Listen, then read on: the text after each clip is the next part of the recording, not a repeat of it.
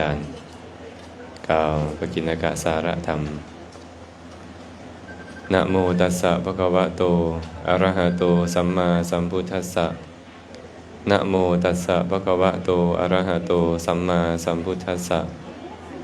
นะโมตัสสะภะคะวะโตอะระหะโตสัมมาสัมพุทธัสสะขอนอบน้อมแด่องค์สมเด็จพระสัมมาสัมพุทธเจ้าผู้ตรัสรู้ชอบได้โดยพระองค์เอง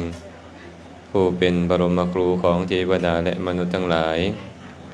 ขอนอบน้อมแด่พระธรรมอันเป็นธรรมที่พระผู้มีพระภาคเจ้าพระองค์นั้นบูชาแล้ว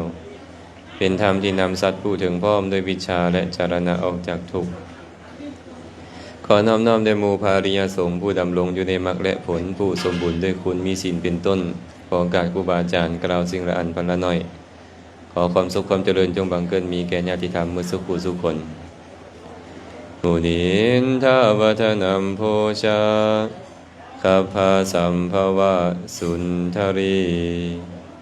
สารนังปานินังวานิไมหังปีนะยะตังมะนังขอพระสัทธรรมนำภัยในห่วงแห่งบงกฎคือพระโอษฐ์ของพระจอมมุนีผู้เป็นที่พึงของสัตว์ทั้งหลายจงกระทำใจของข้าพระเจ้าให้เอิบอิ่มยังกินจารัมมานังกัตตวาปัจจาทานามะมาจารีปุเพ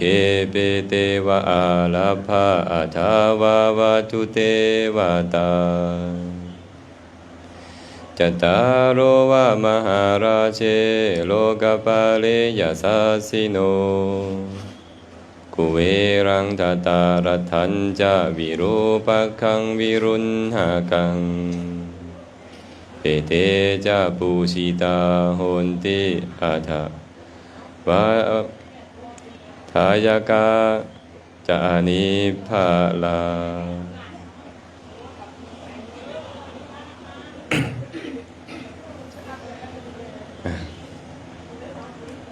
เบื้องต้นก็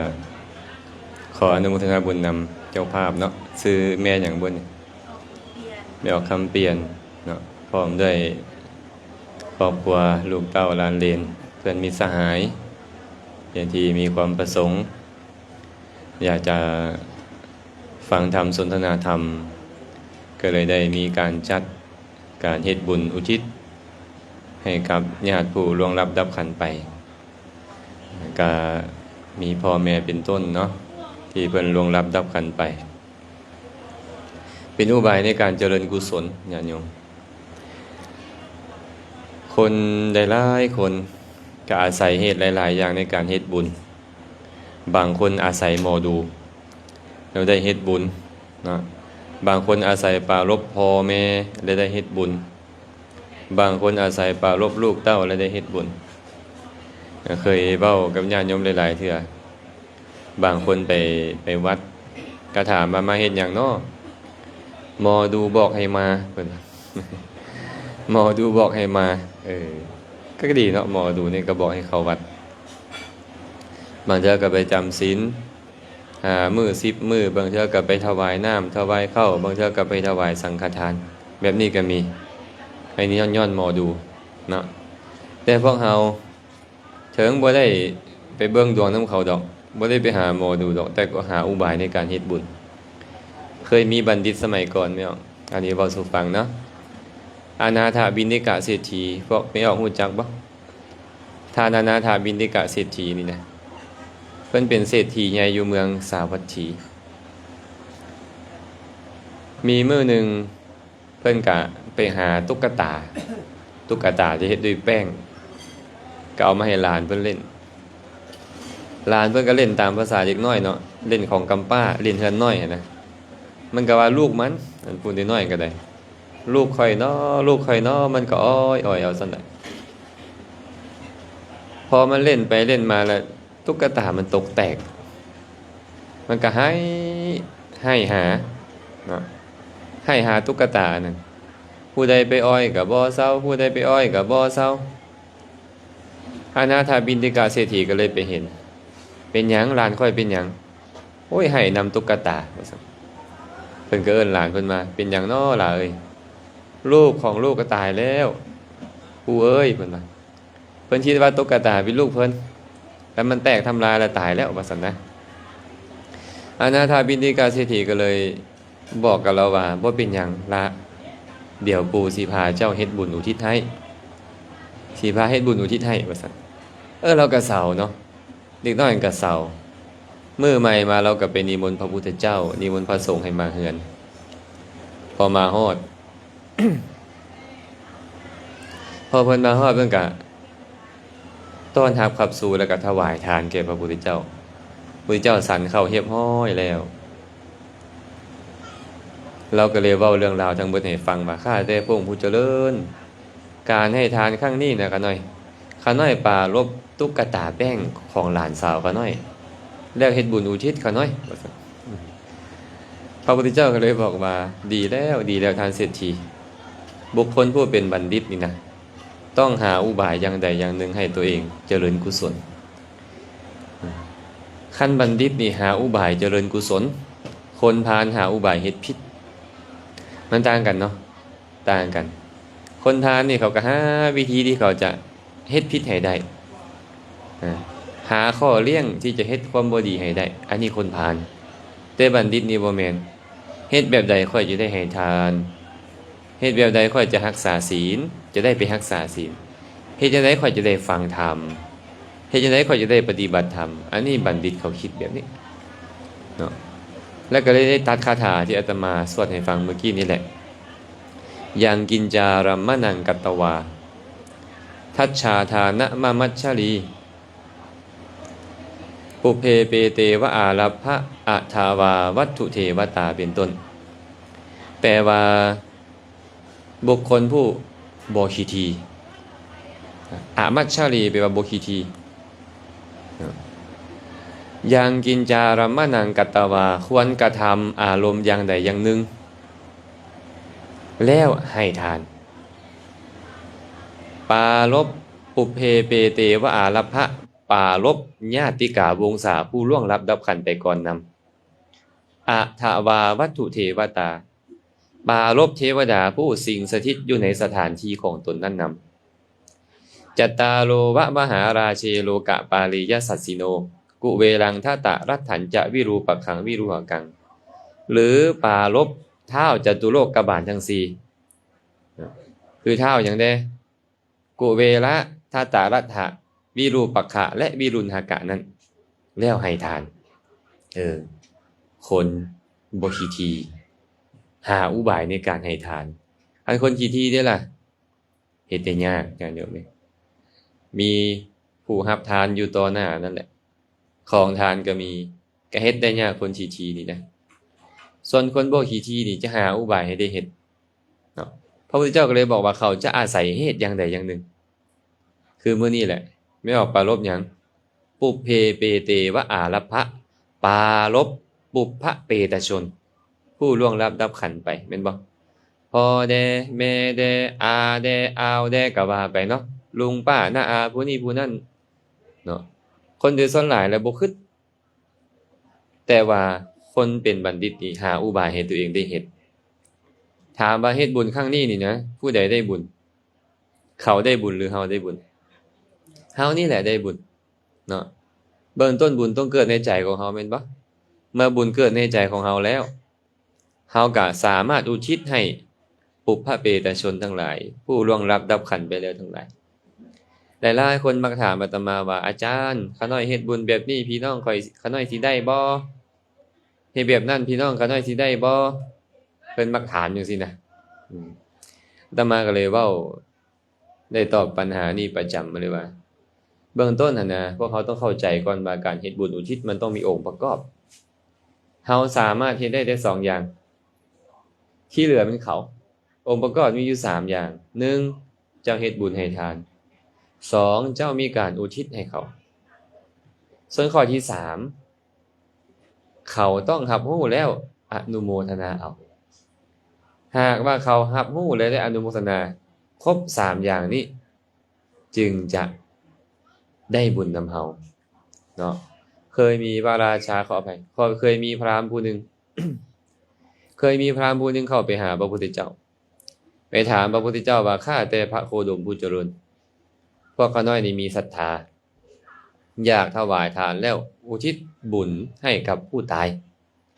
พี่น้องของพวกข้าน้อยนี่จะได้บริโภคผลทานบ่จะได้อยู่ได้กินได้ใช้ได้สอยบ่เพิ่นถามมานะทีนี้พระผู้มีพระภาคเจ้าก็เลยตรัสว่าพราหมณ์เอ้ยพี่น้องของเจ้าจะได้บริโภคหรือบ่ได้บริโภคอยู่ที่ฐานะของเขาได้หากเขาอยู่ในบ่อนที่เหมาะสมเขาจะได้บริโภคหากเขาอยู่บ่อนที่บ่เหมาะสมเขาจะบ่ได้บริโภคผลทานของเจ้าเฮาเฮ็ดบุญเป็นร้อยปีเป็นพันๆครั้งแต่หากเขาอยู่บ่อนบ่เหมาะสมเขาก็บ่ได้บริโภคใช้สอยผลทานของเขาเนาะแต่ถามว่าบุญมันเป็นของไผก็ของเฮานั่นแหละของเฮานั่นเองเนาะแล้วก็เลยถามต่อว่าอันใดล่ะเป็นฐานะที่สมควรได้รับอันใดบ่แม่นฐานะพระผู้มีพระภาคเจ้าก็บอกว่าบุคคลบางคนในโลกนี้เฮ็ดกรรมชั่วเอาไว้หลายมักฆ่าสัตว์ลักทรัพย์ประพฤติผิดในกามมักเว้าตัวเว้าส่อเสียดเว้าจาหยาบคายเว้าเพ้อเจ้อเลวไหลจิตใจเต็มไปด้วยความมักได้เพ่งเล็งอยากได้ของคนอื่นมาเป็นของตนมีจิตใจพยาบาทมาดให้เขามีความเห็นผิดบาปบ่มีบุญบ่มีเป็นต้น หลังจากแต่กายทำลายแล้วยอมเข้าถึงนรกนี่แหละพราหมณ์บ่แม่นฐานะบ่แม่นโอกาสที่จะได้บริโภคผลทานนั้นเพราะสัตว์นรกก็มีอาหารของสัตว์นรกสัตว์นรกกินหยังไม่ออกบ่มีอาหารดอกสัตว์นรกนี่แต่ว่ากรรมมันจัดสรรให้เขาบ่ตายก้อนเล็กแดงๆเผาไฟร้อนยัดเข้าไปในปากบ่ตายต้มน้ำทองแดงร้อนๆกรอกเข้าไปในปากลวกใส่ลวกพุงทะลุออกทวารหนักบ่ตายแม่นบ่เด้ถูกตัดแขนถูกตัดขาเนาะถูกลาวแทงถูกควนสับบ่ตายเฮ็ดจังไดเขาก็บ่ตายอันนี้อาหารของเขาอยู่เป็นคือกรรมชั่วนั่นเองเป็นอาหารของเขาเนาะเขาจะบ่ตายเด็ดขาดเลยสัตว์นรกนี่นะถูกทรมานปานใดก็บ่ตายและบ่ได้มีโอกาสบ่ฮู้คันสมมุติพี่น้องของพวกเฮานี่นะไปตกนรกเขาจะบ่ได้รับรู้ว่าเฮาเฮ็ดบุญหาเลยเนาะบ่ได้รับรู้เคยได้ยินบ่เขาเว้าเรื่องเขาประดับดินเคยได้ยินบ่เขาว่าสัตว์นรกจะถูกปล่อยมาเดือนเก้าดับมันแต่ความจริงแล้วบ่มีเด้อบ่มีเรื่องราวนี้ในพระไตรปิฎกดอกอุบาอาจารย์หาอุบายให้พวกเฮามีสันทะในการเฮ็ดบุญซื่อๆเนาะบ่มีเรื่องราวนี้ในพระไตรปิฎกนะคันว่าพวกเพศอันนี้มีได้พวกเพศนี่นะคันว่าสัตว์นรกนี่คือบ่มีเด้อบ่มีโอกาสนี่พระพุทธเจ้าตรัสไว้เลยว่าสัตว์นรกบ่มีโอกาสบุคคลบางคนในโลกนี้บัดนี้เฮ็ดกรรมชั่วเอาไว้หลายมักฆ่าสัตว์ลักทรัพย์ประพฤติผิดในกามมักเว้าตัวเว้าส่อเสียดเป็นต้นหลังจากแต่กายทำลายแล้วไปเกิดเป็นสัตว์เดรัจฉานสัตว์เดรัจฉานก็มีอาหารของสัตว์เดรัจฉานเขายอมบ่ได้บริโภคผลทานที่เฮาอุทิศให้นี่ก็บ่แม่นฐานะคันพ่อแม่พี่น้องของพวกเฮานี่เฮ็ดกรรมชั่วเอาไว้กรรมบ่ดีเอาไว้ไปเกิดเป็นสัตว์เดรัจฉานเป็นหมูเฮ็ดเป็ดไก่สร้างม้างัวควายก็ตามเขาบ่ฮู้ดอกว่าเฮาเฮ็ดบุญอุทิศให้นะและเขาก็บ่มีการจะได้บริโภคอาหารจากสิ่งที่เฮาเฮ็ดให้บ่ได้เนาะตรงกันข้ามบัดเนี่ยบุคคลบางคนในโลกนี้บ่มักฆ่าสัตว์บ่มักลักทรัพย์บ่ประพฤติผิดในกามบ่เว้าตัวบ่เว้าส่อเสียดเป็นต้นหลังจากแต่กายทำลายแล้วยอมเข้าถึงสุคติโลกสวรรค์เทวดาก็มีอาหารของเทวดาเขายอมบ่ได้บริโภคผลทานที่เฮาอุทิศให้เทวดากินหยังของทิพย์เนาะกินของทิพย์อาหารนั้นเป็นทิพย์เกิดจากบุญที่เขาเฮ็ดไว้แล้วในอดีตฉะนั้นเขาจะบ่ได้บริโภคผลทานของเฮาแต่ถ้าหากว่าเขารับรู้ว่าเฮาเฮ็ดบุญอุทิศให้เขาอนุโมทนาเขาได้บุญบ่เขาได้บุญแต่บ่ได้กินเข้าใจคำว่าได้บุญก็ได้กินบ่คนละอย่างเนาะสมมุติว่าแม่ออกหมอนไปเฮ็ดบุญมาแบ่งบุญให้แม่ออกคำเปลี่ยนบ่คำเปลี่ยนค่อยแบ่งบุญให้เจ้าเด้อสาธุได้บุญบ่ได้กินบ่บ่ได้กินคันซั่นเทวดานี่จะบ่ได้กินแต่ได้บุญเนาะส่วนบุคคลใดไปเกิดเป็นมนุษย์บัดเนี่ย มนุษย์ก็มีอาหารของมนุษย์ก็มีอาหารของมนุษย์แม้แต่ความเป็นมนุษย์นี่ก็จะบ่ได้บริโภคผลของทานถึงจะฮู้ว่าพี่น้องระลึกชาติได้พุ่นแหละว่าผู้นี้เป็นพี่น้องข่อยผู้นั้นเป็นพี่น้องข่อยเขาเฮ็ดบุญอุทิศให้ข่อยสาธุนำเขาอยู่อนุโมทนาอยู่ได้บุญอยู่แต่ว่าบ่ได้กินเนาะแต่ว่าบุคคลบางคนในโลกนี้เฮ็ดความชั่วเอาไว้หลายมักฆ่าสัตว์ลักทรัพย์ประพฤติผิดในกามมักเว้าตัวเว้าส่อเสียดเว้าคำหยาบเว้าเพ้อเจ้อเลวไหลเพ่งเล็งอยากได้แต่ของหมู่มาเป็นของตนพยาบาทมาดให้เขามีความเห็นผิดบ่ถูกต้องตามทำนองของธรรมหลังจากแตกกายทำลายแล้วยอมเข้าถึงเปรตวิสัยตายแล้วไปเกิดเป็นเพศนั้นบ่มีการเฮ็ดให้ใส่หนาบ่มีการทำมาค้าขายบ่มีการซื้อขายด้วยเงินทองเนาะยอมบริโภคผลทานที่ญาติผู้เป็นมนุษย์เฮ็ดแล้วอุทิศให้นี่แหละพามไว้เป็นฐานะที่จะได้บริโภคผลทานบัดนี้หากพี่น้องเฮาตายไปเกิดเป็นเพศเขาบ่มาแต่เดือนเก้าดับได้นะคันสมมุติไม่ออกนี่นะก็บ่เว้าไม่ออกดีกว่าว่าอาตมาดีกว่าสมมุติว่าอาตมามันตายไปเป็นเพศเนาะอาตมาทุกข์ทรมานอยู่หิวอยู่นี่น่ะอาตมาที่ท่าปีนึงบ่หรือสิไปอยากอยู่ตลอดเลยนะมันต้องหิวกระหายอยู่เนี่ยเป็นเพศนี่เป็นแบบนี้เพิ่นว่าเนื้อตัวนี่แตกแห้งน้ำเลือดน้ำหนองย้อยอยู่มีอุจจาระเป็นอาหารมีปัสสาวะเป็นอาหารแต่ว่ามันกินบ่ได้นะบ่เคยอิ่มนะหิวกระหายอยู่หั่นเนาะกินเลือดกินนองที่เขาเหี่ยตกอยู่ตามกองฟอนต่างๆแต่ว่าก็พอได้ซิมหน่อยนึงแล้วก็มันก็บ่อิ่มบ่หยังยอดบางเป็ดบางจำพวกเนี่ยเอามือมาจกสิ้นจกไข่ตัวเองกินเป็ดบางจำพวกเกิดลูกออกมาแล้วเอาลูกมากินแล้วก็เกิดนั่นแหละแต่บ่อิ่มบ่เต็มอีหยังนะสนใจบ่สนใจเนาะแสดงว่าต้องหิวกระหายได้นี่เนาะสมมุติอาตมาตายแล้วไปเกิดเป็นเพศอาตมาก็หิวกระหายอาตมาสิท่าบ่เดือนเก้าดับพุ่นจังไปบ่ท่าเนาะไม่อยากได้ตลอดเวลาคือกันเลยพ่อแม่พี่น้องเฮานี่หากเขาตายไปเกิดเป็นเพศนี่นะพวกเฮานี่สิท่าได้เดือนเก้าดับหั่นบ่ปีนึงจังไปให้เขากินบ่แม่นบ่บ่ดอกมื้อนี้ต้องเฮ็ดมื้อนี้เลยตายมื้อนี้ต้องเฮ็ดมื้อนี้เฮ็ดบุญหาเขาเนี่ยตายมื้อนี้ก็ต้องเฮ็ดมื้อนี้แหละบ่ต้องรอดอกอัน100วัน3 ปีพันมื้ออีหยังกันน่ะบ่ต้องสนเป็นเพียงการเว้ากันซื่อๆมันบ่ได้มีมูลความจริงเนาะบ่ได้มีมูลความจริงแต่เฮ็ดดีบ่ล่ะ100มื้อก็ได้ดีหมดนั่นแหละเฮ็ดบุญน่ะแต่บ่ต้องท่าเอา100มื้อนะเฮ็ดโลดครูบาอาจารย์เพิ่นก็อยู่ใกล้ๆเฮาแม่นบ่เอาอาหารไปถวายแล้วก็อุทิศเอาอาหารไปถวายแล้วก็อุทิศและบ่จำเป็นต้องมีกองแบบนี้อีกต่างหากการอุทิศบุญนะถามว่าเฮ็ดกองดีบ่ดีแต่ว่าบ่มีบ่ได้บ่เป็นหยังสมมุติว่าไม่ออกคำเปลี่ยนมีข้าวติ๊บนึงมีแจ่วปลาแดกถ้วยนึงข้าน้อยขอถวายทานนี่แก่คณะพระเจ้าพระสงฆ์บุญเกิดขึ้นเลยเด้อุทิศบุญได้บ่ได้อุทิศแจ่วปลาแดกเด้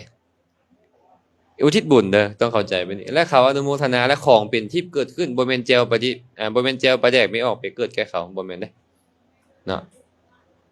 เดี๋ยวนี้คนเฮาเข้าใจว่าอุทิศของเดี๋ยวนี้สังเกตเบิ่งไหมคันลูกเด็กน้อยตายเอาเครื่องเล่นเด็กน้อยไปถวายพระคันแม่ตายเอาหวีไปถวายพระก็เบิ่งหน้าผากพระเด้บ่มีออกกันผมบ่มีจักเส้นแม่นบ่เอาเกิบส้นยองไปถวายย่านแม่บ่ได้ใส่แม่นบ่แม่นจังซี่บ่เอาสิ้นแต้มไปให้ว่าซั่นย่านแม่บ่ได้นุ่งพวกเฮาเข้าใจผิดเดี๋ยวนี้ถามว่าเป็นบุญบ่สิ่งเหล่านี้เป็นแต่มันบ่เหมาะกับผู้รับเนาะเฮาก็เบิ่งว่าเนี่ยครูบาอาจารย์นี่นะเพิ่นใส่อีหยังโอ้เพิ่นใส่เกิบเอาเกิบไปเพิ่นใส่ผ้าจีวรเอาผ้าจีวรไปเห็นบ่เพิ่นใส่ธงย่ามเพิ่นใส่อาสนะเพิ่นใส่ขันหมเอาแนวนั้นแหละไปให้เหมาะสมกับผู้รับของเฮานักเข้าบางบ่อนเอาเบียร์พร้อมพ่อค่อยมักเบียร์เพิ่นว่าเอาเบียร์ไปใส่พาเข้าให้พร้อมโอ้อันนี้ก็เนี่ยคันยาคูเมาขึ้นมาเฮ็ดจังได๋บ่แม่ออกแม่ออกมาเต้นกันยุ่งได้เนาะอันซั่นบ่เฮ็ดเด้อพวกเฮาเด้อ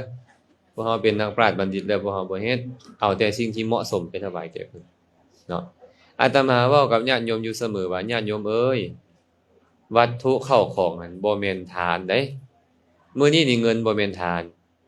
ผ้าจีวรบ่แม่นทานบาตรบ่แม่นทานอาหารหวานข้าวบ่แม่นทานทานอยู่ไสล่ะเจตนาในการสละอันนี้เอิ้นว่าวัตถุทานวัตถุคือที่ตั้งเกิดขึ้นของทานคันบ่มีเข้าของมันบ่มีเจตนาสละเห็นบ่แต่ว่าถึงมีเข้าของหลายเจตนาบ่ดีบุญน้อยมีเข้าของน้อยเจตนาดีบุญหลายนะคันมีเข้าของหลายน้ำเจตนาดีน้ำมันก็ยิ่งหลายบุญเป็นบ่บางคนมีเข้าของน้อยโอ้ยบ่แซมซื่นใจเจตนาบ่ค่อยดีปานใดบุญก็แฮงน้อยฉะนั้นพวกเขาฮู้เลยดิว่ามันบ่ได้อยู่ที่วัตถุมันอยู่ที่เจตนาเราก็ต้องพยายามปรุงแต่งเจตนาของเราให้ดีๆให้ทานเนาะสั้นๆเนาะพวกเขาก็ควรที่จะเฮ็ดใจให้ดีๆเวลาให้ทานนี่นะเฮ็ดใจให้สะอาดบริสุทธิ์ตั้งเจตนาไว้ดีๆเพราะเขาบ่ได้ต้องการอย่างอื่นนี่เขาก็ต้องการบุญแล้วเขาจะอุทิศบุญเขาบ่ได้อุทิศจีวรเขาบ่ได้อุทิศนี่บ่ได้อุทิศนั่นเขาอุทิศบุญที่เกิดขึ้นในใจเขาให้เขาเมื่อเขารับรู้แล้วเขาอนุโมทนาสาธุการเขาก็ได้บริโภคพวกเพศนี่นะเพศบางตนพ้นจากความเป็นเพศเลยไปเกิดเป็นเทวดาเลยก็มีเนาะฉะนั้นญาติโยมทั้งหลายสาระของการเฮ็ดบุญอุทิศนี่นะบ่แม่นแนวอื่นเด้เฮ็ดบุญให้เกิดขึ้นในใจพวกญาติโยมเองเนาะเฮ็ดจังได๋บุญสิเกิดขึ้นบัดนี้หาวิธีเฮ็ดเองบ่คือกันแต่ละคนเนาะบางคนก็เฮ็ดให้เกิดขึ้นได้ง่ายบางคนก็เฮ็ดให้เกิดขึ้นได้ยากบางคนก็เป็นเจ้าภาพถวายนี่ถวายนั่นจบดีอยู่ได้แต่ว่าใจวุ่นวายนํเรื่องนี้นํเรื่องนั้นบุญมันก็เลยบ่เกิดให้ทานอยู่กับบุญบ่เกิดขาดทุนบ่ขาดทุนอยากได้กำไรหรืออยากขาดทุนนี่อยากได้กำไรต้องปรุงแต่งใจตัวเองเนาะปรุงแต่งใจตัวเองแล้วให้บุญอุทิศจื้อเด้อบัดนี้เด้อเฮาอุทิศบุญบ่ได้อุทิศของเข้าใจบ่ส่วนของเป็นทิพย์พุ่นเกิดขึ้นกับเขาถึงเจ้าจะมีแจวปลาแดกไปอุทิศให้เขามันก็บ่แม่นแจวปลาแดกจะไปปรากฏแก่เขา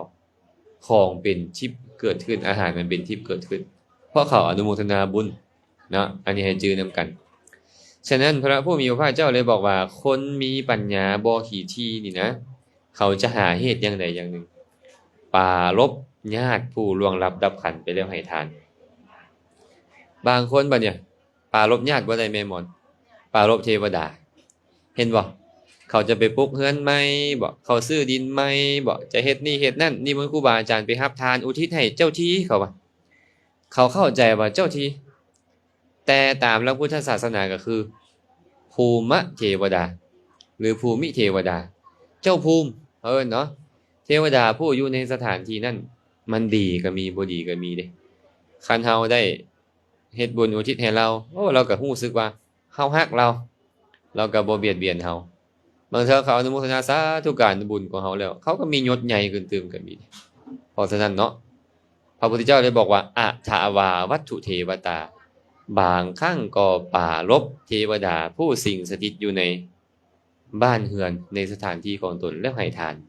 หลายคนเลยเด้อาตมาไปแต่ละบ่อนถามเขาว่าเฮ็ดอีหยังซื้อดินไหมสิเฮ็ดดินจัดสรรขายบ่บางคนก็สิเฮ็ดโรงจักรโรงงานบางคนก็เฮ็ดเรือนเฮ็ดศาลบางคนก็สิปลูกหมากไม้หมากตอกเฮ็ดหยังก็นิมนต์พระไปก็เพราะว่าอยากปรารภเรื่องนี้แล้วอุทิศบุญให้กับพวกเทวดานะเทวดาคันเขาฮักเฮานี่เขาเฮ็ดดีกับเฮาแล้วคันเขาสั่งเฮาดิเขาก็เฮ็ดบ่ดีกับเฮาคือกันเห็นบ่บางบ่อนน่ะไฟไหม้เป็นหยังเทวดาบ่มักบางบ่อนนี่ไฟไหม้มาสิฮอดแหละปรากฏว่าบ่ฮอดเทวดาฮักช่วยปัดเป่าเอาสำคัญอยู่ได้เนาะสำคัญอยู่เฮ็ดจังได๋ล่ะเทวดาที่ฮักเฮานี่แหละพระพุทธเจ้าก็บอก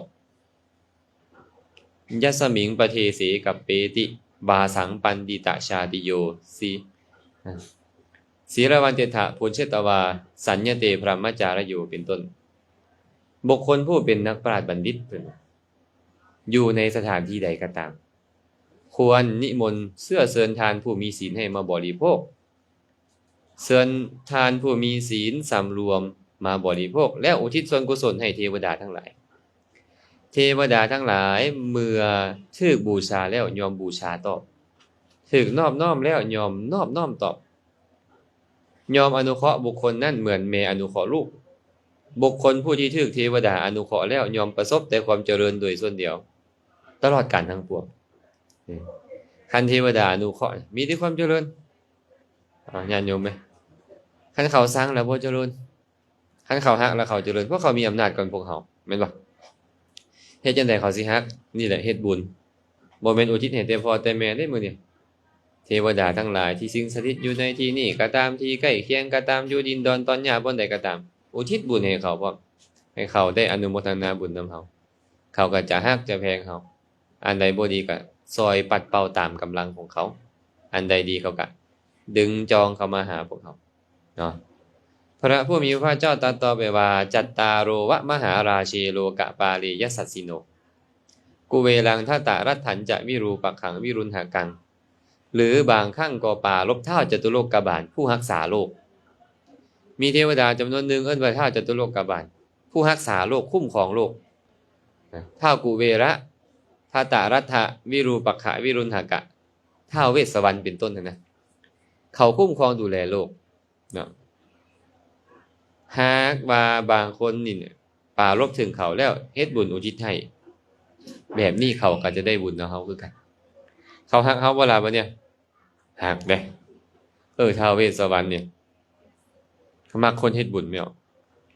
มักคนไหว้พระสวดมนต์พร้อมเด้มีมื้อหนึงไม่ออกผู้หนึงแล้วก็ไปสวดมนต์ตอนเช้าอะนะสวดสาธยายพระสูตรสวดไปท้าวเวสสวรรณเหาะมาได้ยินเสียงหยุดฟังเด้จบแล้วสาธุแล้ววะอ้าวไม่ออกหมอนนั่งอยู่เทิงเฮือนผู้เดียวแล้วเสียงสาธุแบบนี้เป็นจังได๋ฮะก็สิได้เตรียมตัวโดดออกห้องแล้วเนาะ แต่ว่านางอันนี้ล่ะบ่ย้านแม่ใหญ่นี่นะเอิ้นถามแม่นไผน้อว่าซั่นโอ้ข้อยท้าวเวสสวรรณข้อยท้าวเวสสวรรณโอ้แบ่งบุญให้เจ้าเด้อขอการสาธยายนำธรรมนี่จงเป็นบรรณาการของเฮาเด้อแล้วว่าค่อยขอบุญนำค่อยสาธุการนำค่อยคันเจ้าสิต้อนรับครับสู่ค่อยให้ต้อนรับด้วยธรรมนี่ดีแล้วอาตมาว่าเด้อสวดมนต์สาธยายไปอยู่บ่อนใดก็สวดโลดสวดเสียงดังๆหน่อยนึงให้เทวดาได้ยินนำเขาถามอาตมาว่าอาจารย์การสวดมนต์ควรสวดเสียงดังหรือคือควรสวดในใจอันใดดีก่อนอันใดก็ได้หมดสวดในใจก็ดีสวดประมาณให้หมู่ได้ยินนำก็ดีสวดในใจนี่ดีมันบ่รบกวนหมู่คันสวดเอาเสียงมาเพราะเทวดาพวกนั้นเขาเจ้าก็ได้รับฟังได้อนุโมทนานำพวกเขามักได้เทวดาบางจะพวกมักการสวดมนต์ฟังธรรมแบบนี้นะอันนี้ฉะนั้นบางคนเขาก็เลยเฮ็ดบุญอุทิศท้าวเวสสวรรณเป็นต้นนี่เฮ็ดบุญอุทิศแบบนี้ก็มีเนาะพระองค์ก็เลยตรัสว่าเพศทั้งหลายเหล่านี้เอิ้นว่าเปรตนะปุพพเปตชนน่ะปุพเพเปเตไปว่าปุพพเปตชนเนาะพวกเพศทั้งหลายเหล่านี้ชื่อว่าบุคคลนั้นได้บูชาแล้วและผู้ให้ทานก็บ่ให้ผลได้บูชาได้อุทิศให้กับพวกญาติพี่น้องได้บูชาได้อุทิศพวกเทวดาอยู่ในเรือนศาลในสถานที่ได้บูชาท้าวเวสสวรรณเป็นต้นท้าวจตุโลกบาลและยังบ่พอเพิ่นว่าเชิงแม่นว่าเขาบ่ได้ในสิ่งนั้นสมมุติญาติพี่น้องของเฮาบ่มีผู้ใดรับรู้เลยเนาะแต่ว่าให้ผลบ่ผู้ให้ทานนี่ให้ผลบ่บ่ผู้ให้ทานก็ได้บุญเรียบร้อยบุญเป็นของไผเป็นของเฮาเนาะฉะนั้นเนาะพวกเฮาก็ชื่อว่าได้เฮ็ดบุญอันจะเป็นที่พึ่งให้กับตนเองเป็นหยังพวกเฮาจึงได้เกิดเป็นมนุษย์พวกเฮามีบุญเป็นจังได๋บางคนคือว่าร่ำรวยเพราะเขามีบุญเป็นหยังบางคนคืองดงามแท้เขามีบุญเป็นหยังเขาคือมียศใหญ่ไม่เตเขามีบุญเขามีบุญเคยไปล้มกับพ่อผู้หนึ่งเพิ่นว่าเพิ่นบ่เชื่อบุญบ่เชื่อบาปอีหยังตายแล้วก็แล้วเพิ่นว่าแต่ก็คิดอยู่ว่าเฮ็ดดีก็ได้ดี เพิ่นว่าจังซี่นะก็น่าคิดอยู่เดะเนาะน่าคิดนำเราอยู่เดะอาตมาก็เลยถามว่าเป็นหยังเฮาจึงแตกต่างกันคือบ่คือกันเป็นนำกรรมพันธุ์เหรอวะมีหยังละกรรมพันธุ์นี่แม่นบ่ความจริงแล้วกรรมพันธุ์ภาษาบาลีเด้กรรมพันธุแปลว่ามีกรรมเป็นเผ่าพันธุ์เผ่าพันธุ์คือญาติพี่น้องแวดล้อมอยู่กรรมดีกรรมชั่วเป็นเผ่าพันธุ์ที่จะแวดล้อมจะมอบทุกข์มอบสุขให้เฮากรรมที่เฮาเฮ็ดไว้หันนะบัดนี้เพิ่นมาตีความหมายใหม่คนปัจจุบันนี่กรรมพันธุ์ที่ว่าพ่อแม่เป็นบ่ได้ลูกเป็นอันนั้นเขาว่าแม่นบ่บางคนพ่อแม่เป็นคนแคะลูกก็แคะได้นี่เขาเลยคือว่าเป็นนำกรรมพันธุ์อาตมาก็เลยเว้ากับเราว่าคันว่าเป็นนำกรรมพันธุ์ลูกต้องคือพ่อแม่ถ้าหากว่าพ่อแม่แขนกุดลูกต้องแขนกุดแม่นบ่พ่อแม่ปากแหว่งลูกต้องปากแหว่งแม่นบ่อาตมาถามนี่เนาะคันพ่อแม่ผิวดำลูกต้องดำหมดบ่เป็นจังซั่นบ่พ่อแม่ออกว่าคันพ่อแม่ตาบอดลูกต้องตาบอดบ่แม่นทุกคนดอกแม่นบ่ถูกบ่บางคนพ่อแม่ตาบอดหูหนวกลูกบักงามเนาะบางคนพ่อแม่บักงามลูกตาบอดลูกหูหนวกคันเป็นนำกรรมพันธุ์มันคือบ่เป็นแนวนั้นคันซั่นบ่แม่นกรรมพันธุ์ที่เราเข้าใจกรรมพันธุ์คือกรรมที่ตัวเองเฮ็ดมาตัวเองเฮ็ดมาแบบใดกรรมมันก็ส่งผลแบบนั้นแหละมันก็จัดสรรให้ไปหากันอ้าวเจ้าเฮ็ดบุญเฮ็ดบาปมาที่จะเฮ็ดให้เจ้าเป็นคนแคะมันก็จัดสรรให้เจ้าไปหาคนแคะไปเกิดนำคนแคะบุญเฮ็ดให้เจ้านี่มีผิวพรรณเศร้าหมองมันก็จัดสรรให้เจ้าไปหาผิวดำๆมันสินะอันนี้เอิ้นว่ากรรมพันธุ์เนาะเอิ้นว่ากรรมพันธุ์อาตมาก็เลยถามต่อว่าคันคือพอออกเว้านะเป็นหยังคนเฮาคือว่าบ่คือกันบางคนก็รวยเป็นหยังคือเป็นแบบนั้นเขามีบุญพันยังว่าอยู่เด้เป็นหยังเขาคือเป็นเจ้าใหญ่ไม่เตเขามีบุญเพิ่นว่า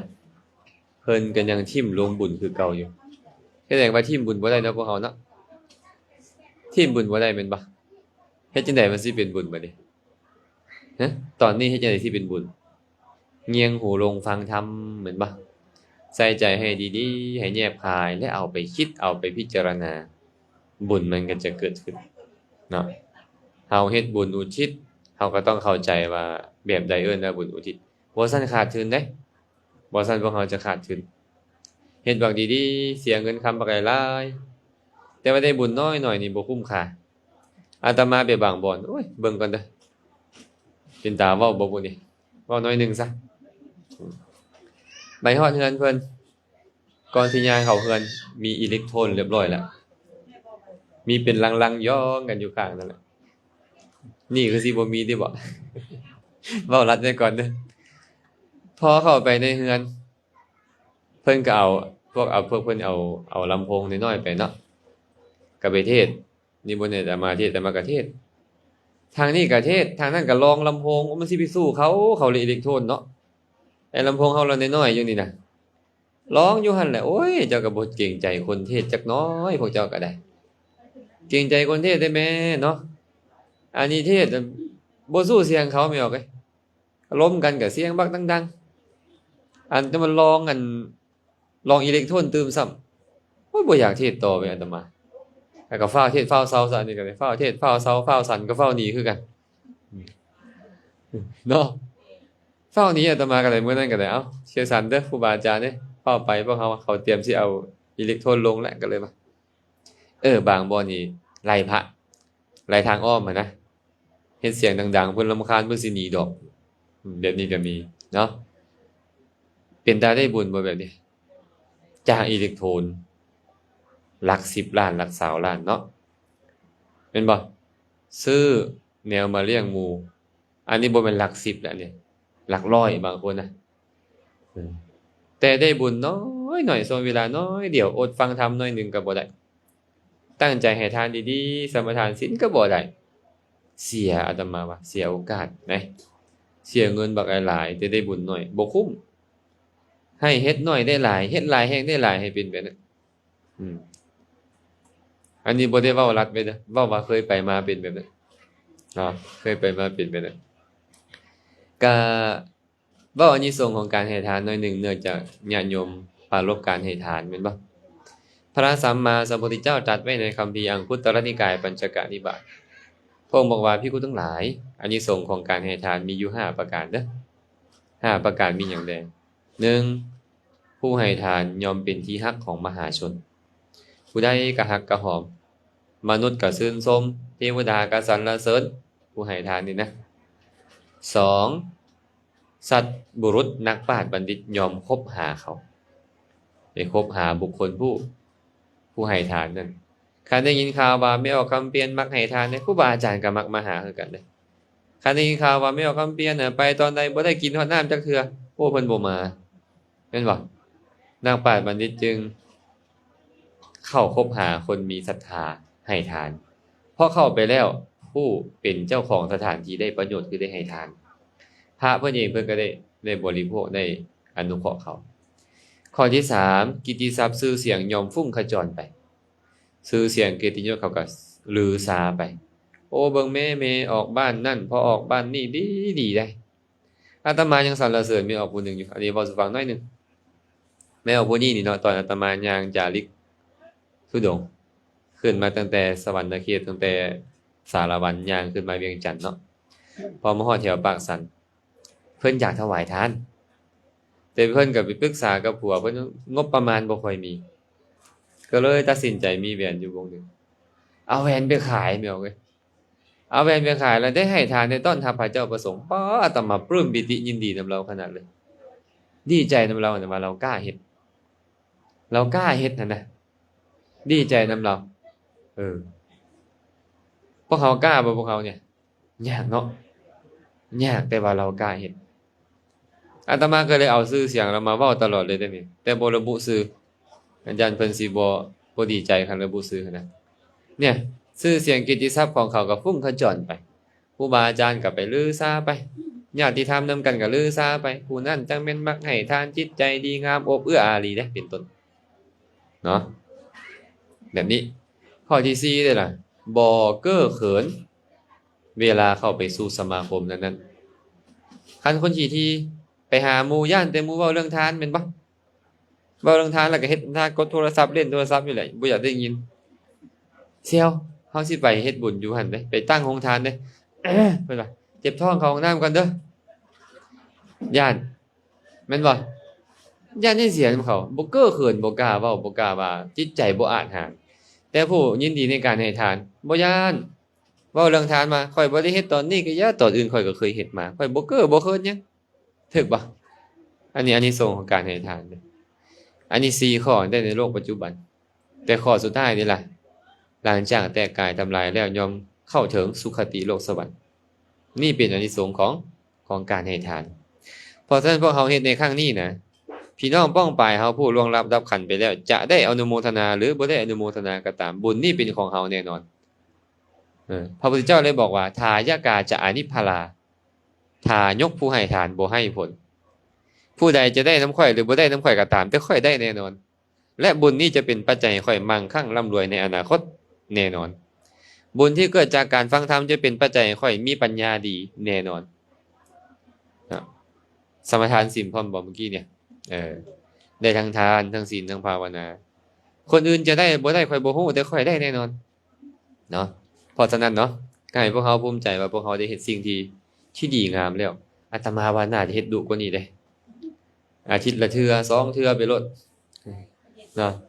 เฮ็ดเรื่อยๆเฮ็ดเรื่อยๆมีทรัพย์มาพอส่ำใดส่ำหนึ่งพอได้เฮ็ดบ่ได้เฮ็ดเพื่อไผเด้เพื่อตัวเองแต่ว่าผลพลอยได้มาก็คือญาติพี่น้องเห็นบ่ญาติพี่น้องที่เฮาอุทิศให้เป็นผลพลอยได้ซื่อๆเด้แต่ตัวเฮาเองนี่แหละได้บุญนี่บุญเกิดขึ้นตอนไหนตอนนั้นแหละตอนนี้เลยเนาะเฮาว่าสิสนทนาธรรมแม่นบ่เดี๋ยวจะว่าอาจารย์เว้าผู้เดียวแล้วพวกก็น้อยสิสนทนาแนวใดจังซี่บ่เนาะก็อนุโมทนาบุญนำแม่เอาคำเปลี่ยนเด้อพร้อมด้วยญาติกาวงศาที่ได้ปรารภแล้วก็ให้ทานเนาะผู้ใดมีคำถามอันใดอยากสนทนาก็เอามาสนทนาได้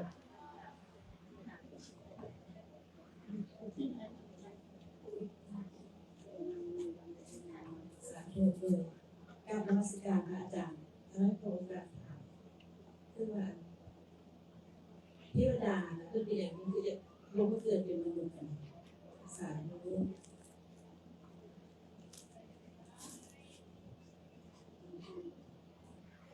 ผู้ใดเบ้าล่ะว่าเทวดาอยากเป็นมนุษย์ มีพระสูตรสูตรหนึ่งเนาะที่พระพุทธเจ้าตรัสไว้พระองค์บอกว่าภิกขุทั้งหลาย เวลาเทวดาทั้งหลายจะเคลื่อนจากเทพนิกายนั้นนิมิต5ประการจะปรากฏ5ประการมีอย่างใด 1. อาภรณ์เศร้าหมองเสื้อผ้าที่เศร้าหมอง 2. ผิวพรรณเศร้าหมองผิวพรรณที่เคยหุ่งเรืองก็เศร้าหมอง 3. ดอกไม้ประดับเศร้าหมองพวกเครื่องประดับเศร้าหมอง 4. เหงื่อไหลออกจากหักแห่ 5. จะบนยินดีในอาสนะในที่อยู่ของตนภิกขุทั้งหลายเมื่อนิมิต5ประการปรากฏแล้ว เวลานิมิต5ประการปรากฏแล้วเทวดาทั้งหลายเราอื่นยอมมาเปล่งคำเว้า3ประการนี้ในสำนักของเทวดานั่นว่าขอทานตายไปแล้วจงไปสู่สุขติเถิดจื่อได้จื่อนำกันได้เมื่อไปสู่สุขติแล้วจงได้ลาภอันบุคคลควรได้และขอให้เจ้าตั้งมั่นอยู่ในลาภนั้นนี่แหละภิกขุทั้งหลายเทวดายอมมาเปล่งเสียงอวยพรให้กันแบบนี้ตอนใกล้ตายพระเอาหนึ่งก็ได้ยินกันก็เลยถามข้าแต่พระองค์ผู้เจริญคำว่าสุขติของเทวดาเป็นหยัง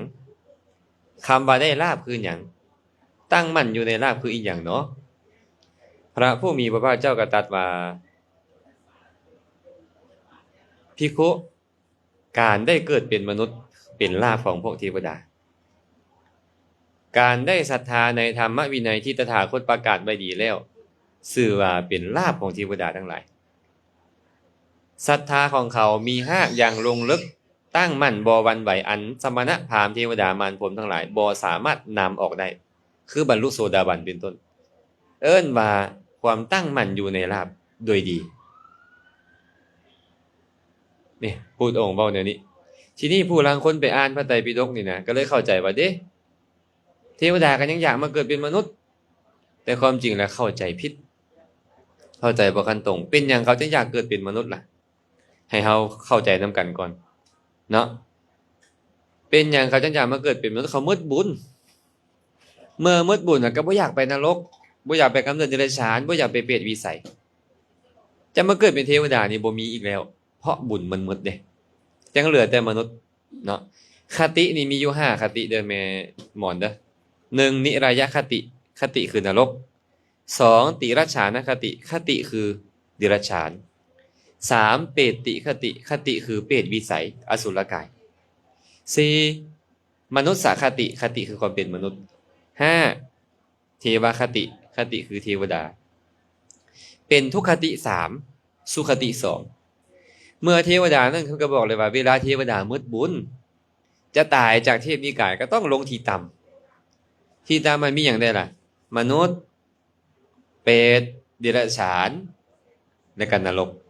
คันเทียบกัน4อย่างนี่อันใดดีกว่ามนุษย์แม่นบ่ดีกว่าเขาก็เลยมาอวยพรให้กันให้เจ้าไปเกิดเป็นมนุษย์ให้ได้ศรัทธาให้ศรัทธาเจ้าตั้งมั่นให้เจ้าเฮ็ดบุญเด้อเฮ็ดบุญแล้วกลับมาพี่ดุ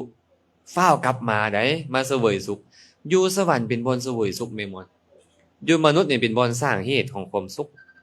คือทานศีลภาวนานี่แหละเป็นบ่อนสร้างเหตุของความสุขหั่นเมื่อมืดบุญก็ต้องกลับมาคันยังดีอยู่ก็อาจจะมีโอกาสเป็นมนุษย์คันบ่ดีก็เข้าถึงนรกฉะนั้นเขาก็เลยมาอวยพรให้กันคนที่บ่เข้าใจพระสูตรนี่ก็เลยบอกว่านี่เทวดาอยากมาเป็นมนุษย์โอ้ยไผสิไปอยากเป็นโรคเก้าก็อยู่นี่เห็นบ่กระเพาะก็อยู่นี่โรคหัวใจโรคแขนโรคขาโรคตับโรคปอดแม่นบ่โรคมะเร็งรวมอยู่นี่หมดอยากได้บ่ผมไม่ออกมักความเป็นมนุษย์บ่เทวดาบ่มีเด้บ่มีหอยคือไม่ออกหมอนนี่มือหอยเต็มแล้วนี่อาตมาบ่เอิ้นว่าหอยตีนกาเอิ้นว่าหอยรถไถมันใหญ่โพดแล้วเนาะมันเลิกโพดแล้วมันบ่เป็นหอยตีนกาแล้วลางกะโกงผมกะงอกแข้วกะร่อนหูกะตึงบ่อื่นยานหมดแฮวหมดตึงบ่เดียวคือหูอยากเป็นจังซี่บ่แล้วคิดว่าเทวดาเขาอยากเป็นบ่บ่แต่เขาบ่มีทางเลือกแล้ว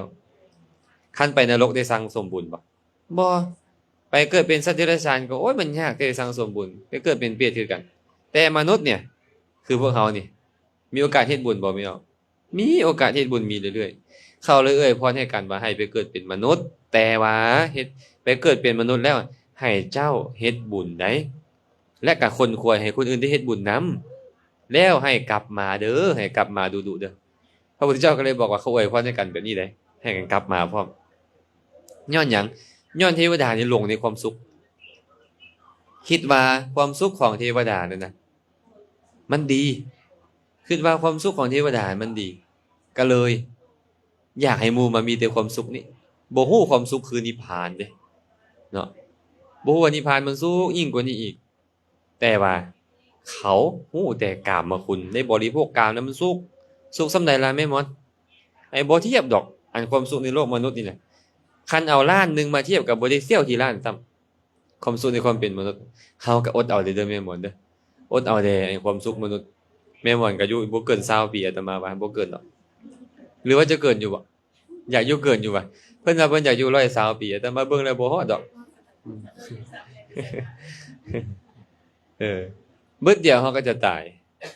แต่ว่าคันเฮ็ดบาปเอาไว้ทุกข์ในนรกหลายร้อยหลายพันล้านปีคือกันเลยคันเฮ็ดคุณงามความดีเบิดเดียวเฮาก็จะตายแล้วจะไปเกิดในสวรรค์นี่สุขหลายร้อยหลายพันล้านปีคือกันอันใดดีกว่าบ่แม่นบ่ก็สละความสุขได้ให้อาตมาคิดว่าเนาะอันนี้หมู่ส่วนไปใส่เฮ็ดบุญกุศลคาเบิดบาดส่วนไปซุมอันนั้นน่ะนะบ่ว่าเด้ออีหยังอ่ะบ่เคยคัดอยู่ไสเสี่ยวพุ่นน่ะจักโมงไปก่อนหมู่พุ่นน่ะแม่นบ่แม่ออกบิอาตมาคิดว่าแม่นแล้วแหละแม่ออกบินี่สุดท้ายแล้วมันพาเฮาไปใส่พวกนี้ก็อบายทุกขติวินิบาตนรกแม่หมอนถามว่าเป็นหยังเทวดาจึงอยากมาเป็นมนุษย์อยากมาสร้างเหตุเพื่อให้ได้เสวยสุขอีกเท่านั้นดอกเมื่อเทียบกันนรกกำเนิดเดรัจฉานเปรตวิสัยอสุรกายมนุษย์นี่แหละคือสุขติใครจะบอกว่านรกเป็นสุขติบ่มีทางเป็นบ่พระพุทธเจ้าไปแสดงธรรมมาจากกัปปวัตตนสูตรแสดงธรรมครั้งแรกมนุษย์บรรลุคนเดียวผม18โกฏเทวดานับบ่ได้เบิ่งดูโอกาสบรรลุธรรมมันน่ะโอกาสบรรลุธรรมมันต่างกันขนาดใดระหว่างมนุษย์กับเทวดานะญาติโยมไปเป็นเทวดาดีแล้วแต่ว่าตั้งสติอยู่เสมอใส่ใจอยู่เสมอว่าอย่าหลงนะอย่าหลงในกามคุณกามคุณเฮ็ดให้คนหลงมาสังเกตเบิ่งคนร่ำคนรวยกับเจ้ามีหน้าที่การงานดีมีผู้หมู่พวกเพิ่นฝูงพาไปเล่นไปเที่ยวเฮ็ดบุญยากนะโยมหลงม่วนขนาดความเป็นมนุษย์บ่ได้เสี้ยวที่ล้านของเทวดานะมันยังขนาดนี้แล้วแล้วไปได้ความสุขแบบเทวดามันสิบ่หลงบ่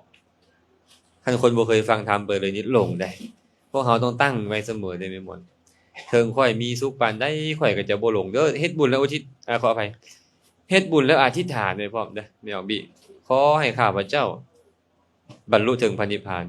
หากยังบ่บรรลุถึงนิพพานขอให้ได้มีความสุขในความเป็นมนุษย์เป็นเทวดาและขอให้ข้าพเจ้าอย่าได้หลงในกามคุณมีสติประคับประคองตนเองให้น้อมเข้าไปสู่กระแสของธรรมอยู่เสมอต้องเฮ็ดบุญและอธิษฐานเด้คันบ่อธิษฐานเนี่ยเห็นบ่สตีฟจ็อบส์มาร์คซักเคอร์เบิร์กแอรอนมัสก์พวกนั้นน่ะมีเงินหลายบ่ได้ฟังธรรมคือพวกเฮาบ่ย้อนหยังเขาบ่ได้อธิษฐานไปมีแต่เขาเฮ็ดบุญแล้วล่ะเขาให้ทานมาดีเขาก็รวยสร้างเหตุปัจจัยให้รวยได้แต่ว่าโอกาสในการฟังธรรมในการพบกัลยาณมิตรบ่มีโศกหายอาตมาว่าการสร้างเหตุบุญต้องอธิษฐานเนาะให้ได้อยู่ประเทศสมควรได้พบกัลยาณมิตรอย่าได้หลงในกามคุณให้ยินดีในการจองดึงของกัลยาณมิตรเข้าสู่คุณงามความดีเดี๋ยวนี้นี่นะผู้ลังคนอันนี้ว่าผู้ลังคนเด้อ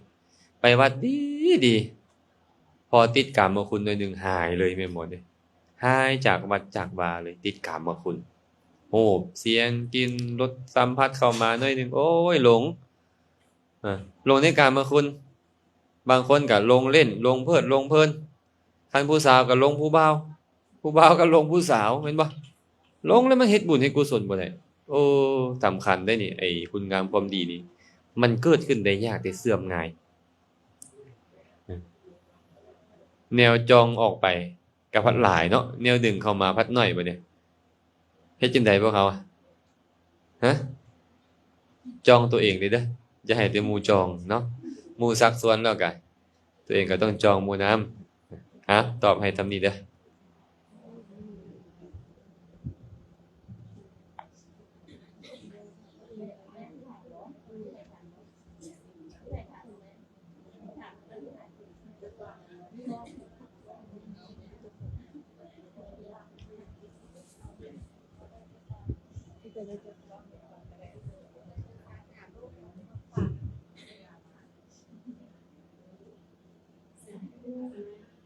การมาสถานโจทย์นะแล้วขอทางถามขนาดคนเรามีสิ่งทำแล้วว่าอยู่บนไหนแต่ที่นี้ก็สุขเวลามีสิ่งมีทำอยู่ในสถานที่ใดๆและความสุขมันจะเกิดขึ้นอยู่กับตัวเราเองเวลาเป็นอะไรพันซองไม่ตรงอะไรจะให้สาธุ มีศีลมีธรรมอยู่วันใดแล้วจะมีความสุขถึกบ่เอาว่าบ่มีศีลก่อนซะสมมุติว่าแม่ออกบี้นี่นะเอานี่เพราะว่าแม่ออกบี้ถามสิว่าเฉพาะแม่ออกบี้เนาะแม่ออกบี้ไปฆ่าเขามาแม่ออกบี้ไปลักขโมยฉ้อโกงเขามาแม่ออกบี้ไปประพฤติผิดในกามมาไปตัวไปต้มเขามาแม่ออกบี้อยู่วันใดจะมีความสุขบ่มันวาดวันเนาะตอนใดได้กฎหมายจะตามได้ไรทันเขาสิมาเอาคืนมาทุบมาตีมาฆ่าคืนตอนใดดิแม่นบ่มีสุขบ่บ่มีเนาะคันว่าอ้าวศีล5สมบูรณ์ซะข้อยบ่ได้ฆ่าไผคันบ่ย้อนกรรมเก่าที่ข้อยเคยฆ่าคนในอดีตก็บ่มีคนมาฆ่าข้อยแน่นอนแม่นบ่ข้อยบ่ได้ลักขโมยฉ้อโกงบ่ได้ประพฤติผิดในกามบ่ได้ตัวบ่ได้ต้มไผไปใส่มันก็มีความสุขแล้วบ่เนาะอยู่วันใดก็มีความสุขแต่ซ้ำศีลนี่มีความสุขทุกที่ทุกแห่งบ่แน่ความสุขอยู่ทางกายหรือทางใจเฮากำลังเว้าถึงความสุขใจแม่นบ่ศีลนี่นะญาติโยมมันคุ้มครองแต่กายกับวาจาเท่านั้นแต่คุ้มครองใจบ่ได้มันอาจจะเฮ็ดให้เจ้าบ่ฆ่าบ่ลักขโมยบ่ฉ้อบ่โกงบ่ด่าบ่ว่าผู้ใดบ่ตัวบ่ต้มไผแต่คนบ่ตัวบ่ต้มคนมีศีลนี่บ่แม่นคนบ่ทุกข์เด้แม่ชีอยู่วัดมีศีล8หลายกว่าศีล5ซะแม่นบ่เป็นหยังคือโจมคนแต่กันโกรธเคืองกันพยาบาทมาดให้ขี้โลภสุขบ่พอไม่ออกว่าแบบนี้สุขบ่เป็นแบบนี้บ่อ้าวครูบาแทงหัวโล้นคืออาตมานี่นะโกรธหมู่อยู่นี่สุขบ่สุขบ่พอไม่ออกว่าบ่อิจฉาหมู่นี่ทุกข์บ่ทุกข์เนาะบ่สุขเลยกังวลแต่เรื่องนี้เรื่องนั้นอยู่ตลอดเวลาเลยสุขบ่สุขแสดงว่าคันทำบ่มานี่มันทุกข์เด้ทำบ่มานี่มันทุกข์คันธรรมะมาบ่เนี่ยเมตตากรุณามุทิตาอุเบกขามาสติสัมปชัญญะมามันสิทุกข์ยามอีหยังขนาดคนเอามีดจี้คอจนมันก็บ่ทุกข์คันแบบนั้นน่ะคันมีสติสัมปชัญญะแม่นบ่เพิ่นก็เลยบอกว่ามีศีลมีธรรมอยู่ไสก็ผาสุขคนมีศีลเนี่ยเทวดารักษาเด้เทวดารักษาคนมีธรรมกับเทวดารักพร้อมได้แม่นบ่อานิสงส์ของเมตตาเบิ่งมั้ยนอนเป็นสุขตื่นเป็นสุขบ่ฝันร้ายเป็นที่รักของมนุษย์เป็นที่รักของมนุษย์เทวดาทั้งหลายเทวดาทั้งหลายรักษาพร้อมแม่นบ่สัตตาอาวุธยาพิษอีหยังต่างๆบ่สามารถทำให้ผู้มีเมตตาได้ถ้าคันเมตตาทำมันมามันก็มีสุขแล้วบ่เจ้ามีแต่ความรักให้คนอื่นเจ้าที่ทุกข์อยู่ไสถูกบ่เจ้ามีแต่ความอีดูกูนาเจ้าสิคิดอยากเบียดไผให้ใจเจ้าบ่ดีมันบ่มีฉะนั้นบ่ผิดดอกที่เพิ่นบอกกันน่ะแต่ว่าแค่ศีลยังบ่แน่ศีลมาเฮ็ดให้บ่เดือดเนื้อร้อนใจเพราะเรื่องอื่นแต่ว่าหากธรรมะบ่มาทุกข์ได้ถามอาตมามื้อว่าอาตมาทุกข์บ่อาจจะมีศีลดีอยู่ได้แต่ว่ามันก็ยังทุกข์อยู่ได้คันบ่พอใจพัดลมคือเปิดจี้แต่อาตมาแท้สมมุติจังซี่เนาะทุกข์บ่ทุกข์อยู่ได้เนาะ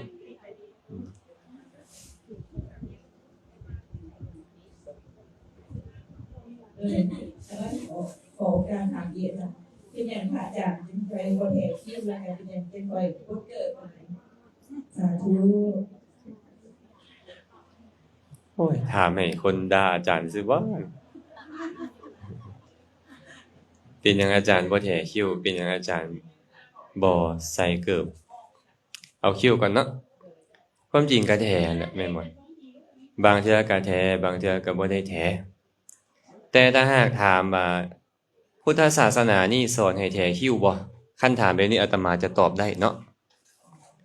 พระพุทธเจ้านี่นะเพิ่นได้สอนเรื่องของการบวชเป็นบรรพชิตมีแต่โกนผมโกนหนวดนุ่งห่มผ้ากาสาวพัสบ่มีการโกนคิ้วเนาะบ่มีเลยเป็นหยังต้องโกนหนวดไม่ออกคันหนวดบ่โกนเบิ่งยาวบ่ยาวคันผมบ่โกนเด้คันคิ้วบ่โกนเด้จักปีแล้วไม่ออกบ่ได้โกนเด้50 ปีแล้วมันก็ซ้ำนี่แหละเขาต้องเข้าใจพระพุทธเจ้าว่าเพิ่นเป็นหยังจึงห้าม เพราะว่ามันเป็นภาระในการบริหารคันบ่แท้ผมนี่นะต้องหาน้ำมันต้องหาน้ำยาสระผมไว้บริหารมันแล้วก็สัตว์สาบาสิ่งไปอาศัยได้นวดก็คือกันแต่คิ้วนี่บ่มีแต่ถามเป็นหยังเฮาคือมักเห็นครูบาอาจารย์มักแท้คิ้วเฮาก็ต้องยอมรับตามความเป็นจริงว่าเฮาเอาวัฒนธรรมของไทยเข้ามาไทยมันเกี่ยวกับการเมืองเขาในสมัยพุ่นอยุธยาเขาเจ้าพุ่นเกี่ยวกับการเมืองกับเจ้ามีการต่อตีกับพม่าลามันอีหยังต่างๆแม่นบ่ล่ะบางเจ้าก็มีการปลอมเป็นไส้ซึกอีหยังต่างๆของเขาเจ้านั่นแหละก็อยากให้เห็นว่าพระนี่มันต่างจากโยมก็เลยแถคิ้ว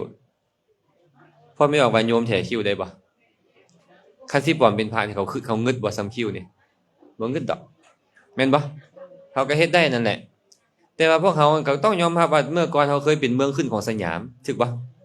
เขาก็รับวัฒนธรรมเข้ามาเต็มๆแล้วเขาก็มายึดว่านี่เป็นของเขาคันผู้ใดเฮ็ดแตกต่างจากนี้บ่แม่นพระคิดไปแบบนั้นความจริงแล้วพระนี่นะเป็นพระย้อนวินัยย้อนเฮ็ดถูกต้องตามวินัยที่พระพุทธเจ้าบัญญัติไปสังเกตบ่แม่นพม่าเขาก็ทรงพระไตรปิฎกกันพุ่นเขาสิเฮ็ดผิดบ่ล่ะพม่าอินเดียศรีลังกาแม่นบ่บ่อนอื่นๆนี่นะเขาเจ้าก็บ่ได้โกนกันเนาะแต่เพราะเหตุที่พวกเขาเคยซึมซับวัฒนธรรมนี่มาโดนนานก็เลยเข้าใจไปเลยว่าเป็นพระต้องโกนความจริงแล้วมันซอยได้หลายเด้อเวลาเป็นยางธุดงค์นะซอยเหงื่อไหลมันนี่คาอยู่นี่แหละบ่เข้าตาเนาะแต่ว่าบางครั้งก็โกนบางครั้งก็บ่ได้โกนตอบซ้ำนี้ก็พอเด้อเดี๋ยวหมู่สิให้ส่วนเป็นหยังอาจารย์คือบ่ใส่เกิบความจริงแล้วใส่ได้ใส่อยู่ในวัดใส่อยู่ในป่าเนาะเพราะว่าพระสัมมาสัมพุทธเจ้าห้ามเอาไว้เพิ่นตำหนิชาวบ้านตำหนิมีพระกลุ่มหนึ่งเพิ่นใส่เกิบไปในหมู่บ้านชาวบ้านก็ไปตำหนิเป็นหยังคือเฮ็ดแบบนี้คือเฮ็ดแบบนั้นเป็นหยังคือใส่เกิบเข้าไปในหมู่บ้านชาวบ้านก็ตำหนิติเตียนเหมือนคฤหัสถ์เลยพวกทานนี่นะเฮ็ดปานชาวบ้านพระพุทธเจ้าฮู้พระพุทธเจ้าก็ห้ามบัดนี้ห้ามบ่ให้ใส่เกิบไปในหมู่บ้านองค์ใดใส่ไปเป็นอาบัติทุกกฎสมัยต่อมามีพระองค์หนึ่งป่วยย่างบ่ได้คันใส่เกิบจังไปได้ชาวบ้านก็ขอให้เราใส่เกิบแม่นบ่เราก็บ่ใส่ครูบาอาจารย์ขอให้ใส่เราก็บ่ใส่ก็เลยไปบอกเรื่องนั้นแก่พระพุทธเจ้าพุทธเจ้าก็เลยอนุญาตบัดนี้เว้นไปแต่องค์ที่ป่วยคันตีนมันเป็นบาดเป็นแผลมันย่างบ่ได้จังซี่นะใส่เกิบเข้าในหมู่บ้านได้ฉะนั้นอาตมาก็ใส่เกิบแต่ว่าบ่ได้เอาไปในหมู่บ้านซื่อๆเวลาเข้าในหมู่บ้านก็บ่ได้ใส่เพราะอยากจะอนุเคราะห์พระวินัยที่พระพุทธเจ้าบัญญัติไว้ก็พยายามเฮ็ดให้มันถูกต้องตรงที่สุดที่จะพอเฮ็ดได้เนาะบ่แม่นบ่ใส่เด้อใส่ไปนอกบ้านน่ะมันผิดอาบัติซื่อๆก็เลยบ่ได้ใส่อยู่ป่าก็ใส่อยู่บ่อนบ่แม่นบ้านนั่นน่ะอยู่ป่าอยู่เขาอยู่วัดก็ใส่ปกติ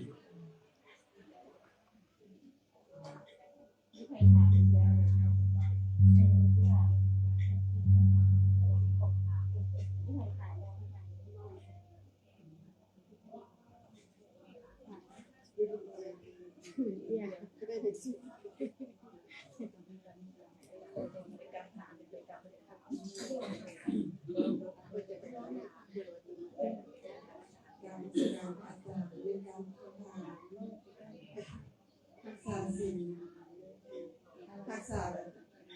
ภาวนาเรียนจะเป็นอย่างนี้การมีภูมิทรัพย์เรียนแค่โบ การรักษาศีลจะเป็นเหตุให้มีทรัพย์แม่นแท้บ่แม่นบ่ความจริงแล้วเรื่องนี้นี่ก็เฮาก็เข้าใจตรงได้บ่ตรงได้เนาะเข้าใจตรงได้บ่ตรงได้คันรักษาศีลแล้วมีเงินมันก็คงจะมีหมดนั่นแหละแม่นบ่บางคนก็รักษาแต่น้อยจนเฒ่าเนาะแต่ว่าพระพุทธเจ้าตรัสไว้แท้บ่พระพุทธเจ้าก็บอกเลยอานิสงส์ของการรักษาศีลมีอยู่5ประการและประการที่1เลยจะประสบกองโภคทรัพย์เพราะความบ่ประมาทเป็นเหตุ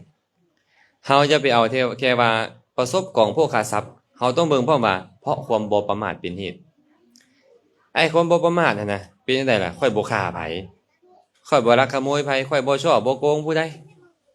ค่อยบ่โต๊ะบ่ต้มไผค่อยบ่ประพฤติผิดในกามค่อยบ่ดื่มน้ำเมา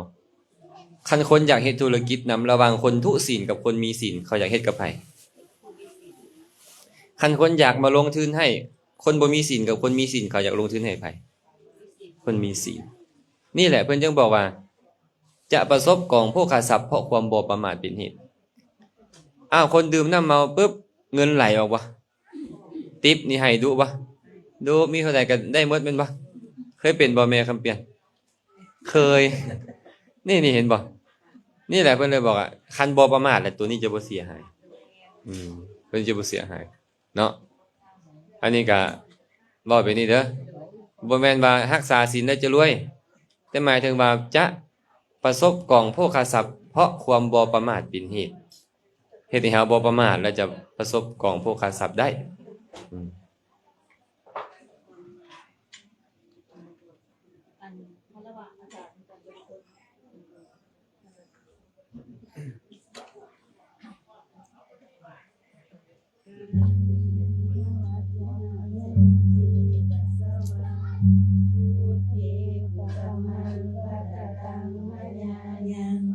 พุทโธปฏิคันหาตุอาจายันตังกาลัมตะลิสังวาริตุวะพุทเทกายเนวาจานวาจิตัสสวะธัมมิกุกัมมังปะกะตังมะยายังธัมโมปฏิคันหาตุอาจายันตังกาลัมตะลิสังวาริตุวะธัมมิกายเนวาจานวาจิตัสสวะสังคีกุกัมมังปะกะตังมะยายังสังโฆปฏิคันหาตุอาจายันตังกาลัมตะลิสังวาริตุวะสังคี